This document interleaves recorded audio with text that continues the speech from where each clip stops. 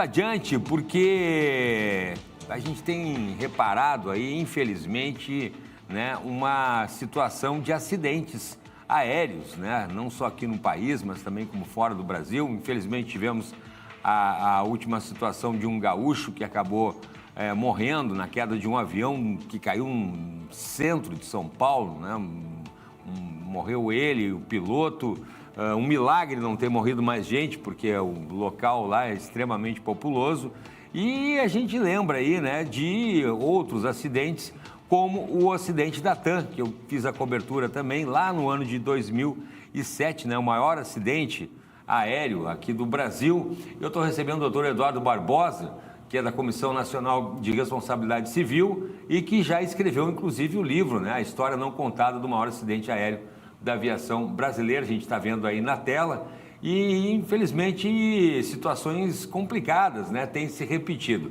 Doutor Eduardo, muito obrigado, prazer em revê-lo, obrigado pela participação aqui no programa, seja muito bem-vindo, uma boa tarde. Boa tarde, Cláudio, prazer é meu estar aqui com você e com os telespectadores ali. Para a gente tentar entender um pouco, né, vamos falar um pouquinho do livro, né, que já conta já uma história para não ser esquecida, né, 2007 parece mentira, a gente já está aí para quase 20 anos do acidente da TAM, que envolveu uma série de situações também, né? Desde a causa do acidente até a indenização das vítimas, né? Como é que tá essa situação hoje, até hoje, passados esses quase 20 anos, doutor? Bem, Cláudio, o caso é o seguinte, o avião JJ 3054, 17/7/2007, um número meio cabalístico. Opa! Ele, uma terça-feira, né, saiu aqui de Porto Alegre em direção a Congonhas. Como todo mundo sabe, né, ao aterrissar naquela pista, houve um descontrole e ele virou e acabou batendo no prédio da TAM, da própria TAM na época. Sim. Bom, esse acidente teve a morte de 199 pessoas. Nós atuamos nesse processo de indenização.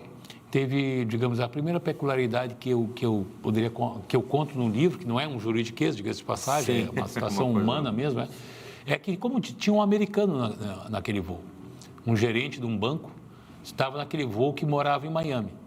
Portanto, uma das ações andou em Miami por conta da família da vítima desse cidadão, que por acaso estava nesse voo, fazendo uma conexão vindo de Buenos Aires, ia depois para São Paulo, depois Guarulhos, enfim, e retornar. Então, foi ingressada uma ação de indenização lá na Corte de Miami para essa família e foi proposta para outras famílias ingressarem também lá, né, com essa proposta de indenização. E das 199, 77 optaram por esse caminho dos Estados Unidos. Né? E aí eu conto lá, eu estive lá, claro que não atuei, porque nem posso. Sim.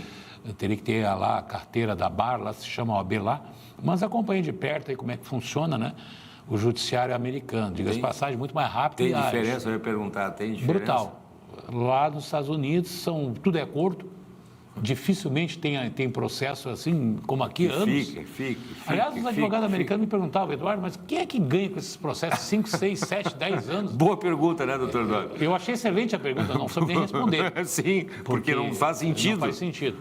De toda sorte, mas para ser honesto, e aí, Eduardo, deu êxito lá em 2 anos, teve um acordo, mas teve um acordo também aqui no Brasil, porque a Defensoria Pública do Estado de São Paulo, junto com o Ministério Público, montou câmaras de indenização, que era quem? Era a TAM e a sua seguradora, as famílias e seus advogados, e um membro do Ministério Público e um membro do Defensor Público fazia uma negociação extrajudicial, que eles chamaram de câmeras. Perfeito. E ali foram feitos também 100 acordos.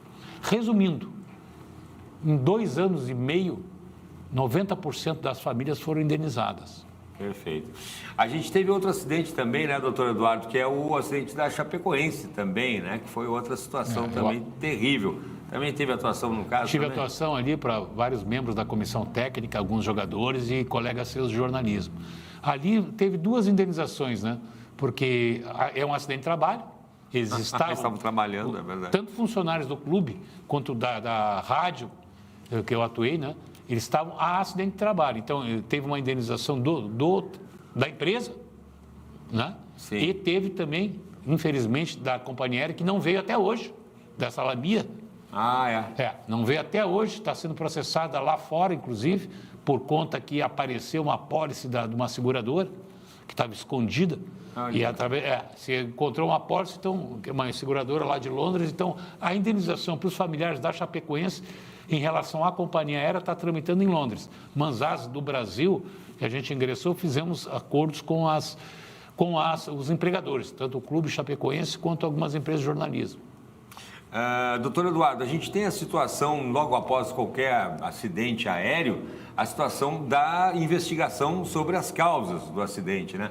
Isso tem a ver com a indenização? É separado da indenização? Tanto faz? Tem relevância? Como é que fica essa situação da investigação das causas? E os responsáveis, logicamente. Né? Sim, veja bem, Cláudio, em qualquer acidente existe a investigação criminal e a questão da indenização civil. Mas, embora muitos pensem que se comunicam, mas essas duas situações não se comunicam. Eu não tenho culpa de estar num banco de avião, se eu comprei um assento e estou naquele assento de um avião e o avião cair. Então, eu faleci, aí meus familiares vai depender para ganhar uma indenização da investigação de CENIPA, que via de regra demora 2 anos ou mais. Não. Eu tenho, chama-se responsabilidade objetiva, não necessita da investigação, porque só não tem indenização se a vítima deu causa. Não tem como dar causa à vítima, né? Pois é. A vítima não deu, ela está só sentada no avião com cinto de segurança. Fazendo uma viagem. Entende? Ela não tem que... Ou um caso de terceiros, um fenômeno da natureza. Sim. Então, via de regra, não precisa dessa investigação para a família receber. São coisas completamente diferentes. Entende? O que acontece, Natan, só para até comentar aqui por último, é que a investigação no caso da CENIPA, o relatório apontou a Airbus, vou dizer aqui o nome mesmo, como também causador do acidente. Reverso da turbina. Aquele manete dos freios mudou depois. Ele ia para um lado e fazia outra coisa. Isso, depois desse acidente, aliás, sempre num acidente, logo depois o cenário muda, né? Muda, né? Eles nunca têm culpa, mas o cenário sempre muda. Infelizmente é depois, né? E eu mesmo estou com mais de 30 famílias contra a Airbus, por incrível que pareça, já estamos esperando aí uma homologação de um acordo. Tive que processar a Airbus lá na França, uma série de intercorrências, não vem ao caso aqui, mas isso sim, o relatório do CENIPA se prestou para identificar um outro agente causador que contribuiu para o desfecho do acidente, que no caso, além da TAM, que já indenizou, a empresa fabricante. Ao fabricante Airbus. Que, aliás, então esse exemplo pode se atribuir a outros também. Eu processei a companhia aérea, ela me pagou, mas olha só, a investigação detectou uma peça aí do fabricante, o fabricante, inclusive, é lá dos Estados Unidos. Vão processar ele também. Também. Doutor Eduardo, a questão também, nós estamos falando de grandes acidentes, né, números maiores de vítimas, mas a gente tem observado agora, como eu falei no início da entrevista, a questão de aeronaves de pequeno porte. Isso muda alguma coisa? O procedimento é o mesmo? Agora vai ser investigado o caso mais recente do avião, né, que caiu em São Paulo lá, um avião de pequeno porte com 2 pessoas dentro, o piloto e o dono do avião, os 2 acabaram morrendo. O processo é o mesmo, a investigação é a mesma, a indenização para as famílias, como é que funciona? Porque a gente está falando de grandes acidentes, onde tem tripulação, onde tem passageiros e tal, e num avião de pequeno porte, como é que fica a situação? A gente tem Gramado também, né? A gente teve a situação do avião que caiu em Gramado também. A colocação é muito boa e está acontecendo realmente uma sucessão impressionante desses acidentes com aviões de pequeno porte, coisa que vem chamando a atenção. Agora estamos falando na produção que em 2025, quantos acidentes de produção? 6, né? 22 acidentes em 2025, com 10 mortes. Olha só. Nunca se viu uma projeção tão grande, né? Recém começou o ano.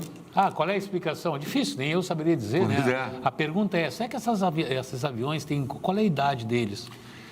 Muitos têm 30, 40 anos. O doutor Eduardo me comentava, eu falei, não, mas o avião estava em dia, ok, mas era um avião de 41 anos, é isso, né? Bom, não é pouca coisa. Né? Então, como é que funciona? A indenização, em síntese, mas o proprietário da aeronave é o passageiro. Isso. Então, não tem quem... Não, calma, vamos ver se também não houve. Aí sim, eu diria que teria que aguardar para ver se a causa do acidente, será que não foi uma peça? Pois é. O Air France, por exemplo, o Python aquele congelou, né? Que era uma que tirava, em português rude, tirava o frio da turbina. Da turbina congelou. Congelou que não funcionou. Será que não teve alguma peça nesse avião do meu colega, Dr. Márcio? Pois é. Colega, assim... Brilhante, né? Brilhante, né? Diga-se de passagem. E será que não teve alguma peça também com defeito? Será que esse avião não passou por acidentes anteriores? Que aí ele comprou essa aeronave, será que ele sabia que Porque casualmente está misterioso essa queda, né? É um mistério. Teoricamente ele levantou e caiu. Levantou e caiu com tempo bom. Com tempo bom, sem chuva, sem nada. Sem chuva, sem nada. Quer dizer, o que aconteceu? Chama atenção. O que aconteceu? O piloto falhou, mas... Pois é. Que sempre querem colocar no piloto, né? Isso também é uma questão. Pessoas que morreram, fica complicado. Acidente aéreo, se coloca... Ele não está mais aqui entre nós. Não está mais aqui, e aí aquele que é o culpado. Aquele é o culpado. Então, aí sim, Cláudio, nesses momentos de aviões menores, realmente a investigação vai encontrar aí que pode ser uma peça, sim. Uma falha, porque, do contrário, não teria indenização. Vai processar quem? O dono da aeronave e a vítima? Que é a própria vítima. Aí não teria. Mas nesses casos de menores, que aliás estão se sucedendo a beça aí. Pois é. Na minha opinião, também por essas aeronaves serem meio antigas demais. Pois é, né? Então, tem que se aguardar uma investigação para ver se de repente foi uma peça, uma falha. Né? Que as peças... O de Gramado ainda não saiu também ainda, a causa do de Gramado lá. Não, do de Gramado não, mas o de Gramado, a meu ver, salvo... Sim. Ali me parece que foi problema de climático, né? Levantou num tempo severo. Tempo severo. Exatamente, ele enfrentou uma dificuldade meteorológica. Severa, Aí não deu, foi inevitável. Foi isso. Inevitável. Doutor Eduardo Barbosa, para a gente concluir, eu vou pedir, por gentileza, para mostrar o livro novamente, um livro que fala especificamente sobre a história não contada do maior acidente aéreo da aviação brasileira, do doutor Eduardo Barbosa. Muito interessante, né? Terceira edição, viu? Terceira edição, já está na terceira edição. É uma história que chama a atenção dos brasileiros, né? Brincando, já vai completar 20 anos. E tem pontos importantes ali, né? Até para as pessoas conhecerem como é que funciona, como a gente conversou aqui, tem muito mais a questão dos direitos, né? A questão de quem voa de avião, quando acontece o acidente. Se me permite, Cláudio, por favor. Além dessas questões dos Estados Unidos, eu também coloco, porque essas pessoas, elas, fundamentalmente, eu acho que em qualquer acidente, não estamos falando do aéreo, elas precisam de uma terapia. Elas têm que se reinventar. Sim. Entende? Então, eu participei de várias famílias, atuei para 13, mas conheci o drama de várias famílias, difícil, né? Pai e mãe que perderam o único filho, os filhos que já tinham perdido a mãe, perderam o pai, essas pessoas todas se reinventaram ao longo do que eu tive um acompanhamento de 2 anos, né, em reuniões e etc. para sempre, né? Então, ali é um exemplo de como as pessoas podem tentar se reinventar diante de uma tragédia e de um trauma. Era só para ser uma viagem, né? Para acabar tudo bem, infelizmente.